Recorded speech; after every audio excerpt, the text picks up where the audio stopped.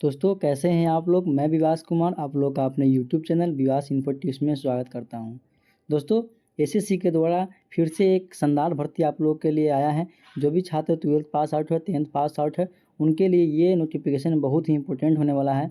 मैं जो आज की इस वीडियो में बताऊँगा आप लोगों को बहुत ध्यानपूर्वक सुनना है कि आप लोग का जो जूनियर इंजीनियर के पद पे एसएससी के द्वारा वैकेंसी निकाला गया है उसमें आप लोग का फॉर्म फिलअप की प्रक्रिया कब से कब तक चलने वाला है, लास्ट डेट क्या रहने वाला है, आप लोग का पेमेंट कितना लग रहा है, 500 लग रहा है या 200 लग रहा है, क्या फ़ी रहने वाला है, हर एक जानकारी हम लोग आज के इस वीडियो में स्टेप बाय स्टेप समझेंगे।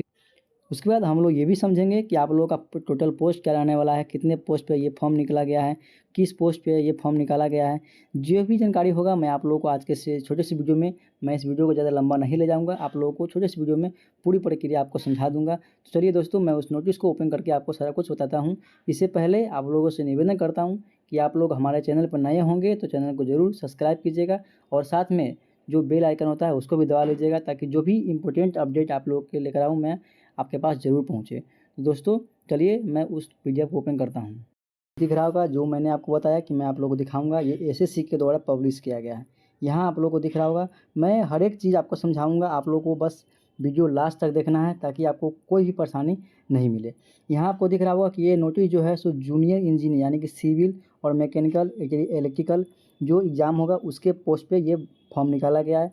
फॉर्म की बात करें तो कब से कब तक चलेगा, हम लोग का फॉर्म फिलअप प्रक्रिया 30/6 से लेकर के यानी कि जून लास्ट में ये फॉर्म स्टार्ट हो रहा है और 21/7 तक आपका ये फॉर्म फिलअप प्रक्रिया चलने वाला है। उसके बाद लास्ट डेट की बात करें तो ये सेकंड नंबर में आपको लास्ट डेट दिया हुआ है, ये आपका लास्ट डेट रहने वाला है। जिस दिन आपका फॉर्म फिलअप प्रक्रिया जो है लास्ट डेट चलेगा 21 तक आपका लास्ट डेट रहेगा। उसके बाद हम लोग आगे बात करते हैं कि नेक्स्ट पॉइंट क्या दिया हुआ है। नेक्स्ट पॉइंट इन्होंने ये बताया है कि अगर आपका फॉर्म फिलअप प्रक्रिया हो गया है, अगर कोई प्रोसेस के कारण आपका फॉर्म पेमेंट नहीं हो पाया है तो आप 1 दिन बाद तक पेमेंट कर सकते हैं। यानी कि आप 21 तक फॉर्म फिलअप प्रक्रिया कर सकते हैं और 22 तक आप जो है सो पेमेंट लास्ट डेट है उस दिन आप कर सकते हैं। अगर फॉर्म फिलअप करने के संबंध में आपका कोई भी प्रक्रिया में गलत हो गया है, कोई भी चीज़ मिस्टेक से फॉर्म फिलअप हो गया है, जैसे आपका नाम, पिताजी के नाम, माताजी के नाम, आपका डेट ऑफ बर्थ, जो भी चीज़ अगर आपका गलती हो चुका है तो आपको 1/8 से लेकर के 2/8 तक इस फॉर्म में आप करेक्शन कर सकते हैं, कोई भी चीज़ सुधार सकते हैं। जैसे आपका नाम आकाश है तो आप आकाश में कुछ स्पेलिंग मिस्टेक कर दिए होंगे तो आप यहाँ से सुधार कर सकते हैं। नेक्स्ट पॉइंट है कि हम लोग का एग्ज़ाम जो है सो सीबीटी मोड में होगा यानी कि कंप्यूटर बेस्ड टेस्ट, ठीक है। ये आपको कंप्यूटर पर होगा, आपको माउस के थ्रू ही आपका क्वेश्चन को सोल्व करना पड़ेगा। अब ये आपका जो फर्स्ट पेपर होगा एसएससी के द्वारा जूनियर इंजीनियर का वो 27 से 31 अक्टूबर के बीच में होगा और सेकेंड पेपर की बात करें तो सेकेंड पेपर हम लोग का जनवरी से फरवरी 2026 में ये पेपर आपको लिया जाएगा। तो फर्स्ट आपका एग्ज़ाम 27 से 31 के बीच में है, सेकेंड की बात करें तो जनवरी से फरवरी के बीच में वो 2026 में चला गया है। कोई परेशानी हो रहा है तो सबसे पहले आप तो मुझे कमेंट बॉक्स में पूछें और नहीं तो आप इस नंबर पर भी कॉल करके पूछ सकते हैं। ये तो मैंने आपको बता दिया, सबसे इंपॉर्टेंट चीज़ जो भी था मैंने बता दिया। पोस्ट की बात करें तो जूनियर इंजीनियर के पोस्ट पे आपको बताया गया है और एज लिमिट बताया गया, अगर आपका 30 साल भी पूरा हुआ है तो आप इस फॉर्म को फिलअप प्रक्रिया कर सकते हैं। आपका क्वालिफ़िकेशन की बात करें तो यहाँ आपको क्वालिफ़िकेशन दिया हुआ है।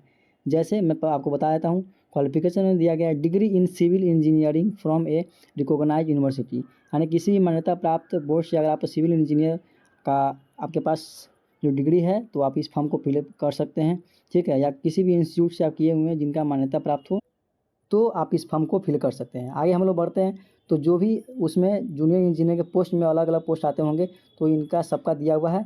आपको इस पीडीएफ को लेने के लिए हमारे चैनल को ज़रूर सब्सक्राइब करना पड़ेगा और उसके साथ ही टेलीग्राम जो मैंने आपको यहाँ पर लिंक नीचे दिया हुआ है वीडियो के नीचे, आपको जा कर के ज्वाइन कर लेना पड़ेगा ताकि इस जितने भी सारे चीज़ दिया हुआ है आप उसको पढ़ सकते हैं। नेक्स्ट पॉइंट हम लोग आते हैं तो आपको दिखा रहा हूँ कि आगे क्या दिया गया है जो आपके लिए इंपॉर्टेंट होने वाला है। मैं आपको दिखा रहा हूँ, आप लोग थोड़ा बने रहिए वीडियो में। यहाँ पे आपको दिख रहा होगा कि टोटल वैकेंसी की बात करें, टेंटेटिव वैकेंसी यहाँ आपको यही दिया हुआ है। तो 1340 इतना टोटल जो आपको वैकेंसी दिया हुआ है। उसके बाद आगे बढ़ते हैं, आगे में क्या बताया गया इन्होंने पीडब्ल्यूडी के बारे में बताया गया। अगर आपको कोई कैटेगरी से आते हैं रिजर्वेशन चाहिए तो उनके लिए, अगर आप ओबीसी से आते हैं तो आप एनसीएल बना लीजिएगा तभी आपको जो रिजर्वेशन मिलता है वो मिल सकता है, ठीक है। तो जो भी डॉक्यूमेंट इनको द्वारा मांगा जा रहा है वो आपको चाहिए। देखिए यहाँ पर पोस्ट का नाम दिया हुआ है और इस पोस्ट में कौन कौन से रिक्वायरमेंट है वो बताया गया है। नेक्स्ट पॉइंट चलते हैं, आपको बता देता हूँ मैं। एज लिमिट, आपको सबसे इम्पोर्टेंट चीज़ इस पर ध्यान देना है कि आपका एज लिमिट क्या रहने वाला है। ये आप लोगों का एज लिमिट रहने वाला है, तो यानी कि 1/1/2008 से ये आपका एज लिमिट पूछा जाएगा, यानी कि आपका 30 वर्ष पूरा होना चाहिए और दूसरे पोस्ट के लिए आपका 32 वर्ष पूरा होना चाहिए। नीचे आते हैं तो किस कैटेगरी में कितना रिजर्वेशन है आपको यहाँ पर दिख रहा होगा।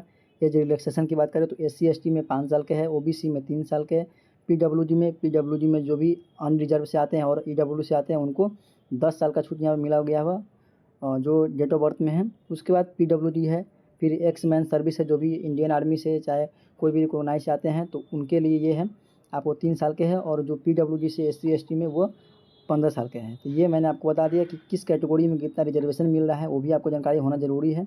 और डेट ऑफ बर्थ भी आप लोग सुधरवा लीजिएगा, कोई परेशानी होगा डेट ऑफ बर्थ में तो उसको भी ठीक करवा लीजिएगा, ताकि आपको बाद में किसी प्रकार का कोई समस्या नहीं है। नेक्स्ट पॉइंट पर चलते हैं कि और हम लोग का कोई इम्पोर्टेंट पॉइंट होने वाला है, तो इसका मैं आपको आगे बता रहा हूँ कि इसमें क्या पॉइंट होने वाला है। यहाँ अब आप लोग को दिख रहा होगा कि हम लोग का एग्ज़ाम सेंटर क्या रहने वाला है। सबसे पहले एग्ज़ाम सेंटर की बात करें तो आप लोग का एग्ज़ाम सेंटर कहाँ कहाँ रहने वाला है, तो मैं आपको बता दूँ भागलपुर, मुजफ्फरपुर, पटना, आगरा, गोरखपुर, कानपुर, मेरठ, बनारस, गया, प्रयागराज, लखनऊ, झांसी, ये सब आप लोग का एग्ज़ाम सेंटर रहने वाला है। इतने डिस्ट्रिक्ट में आप लोग का ये एग्ज़ाम लिया जाएगा। उसके बाद यहाँ पे साइड में क्या दिया रहा है, कुछ लोकेशन बताया जा रहा है, ठीक है, वेबसाइट का नाम दिया हुआ है। यानी कि सबसे पहले बात करें तो आपका एग्ज़ाम सेंटर और कोड बताया गया है, आपको उसको ठीक से देख लेना है। तो ये तो आपको बाद में काम आएगा, लेकिन सबसे इम्पोर्टेंट चीज़ जो था मैंने आपको बता दिया। अब आप लोग को यहाँ पे आपका दिख रहा होगा कि आपका एग्ज़ाम जो पेपर फर्स्ट, पेपर सेकंड क्या रहने वाला है।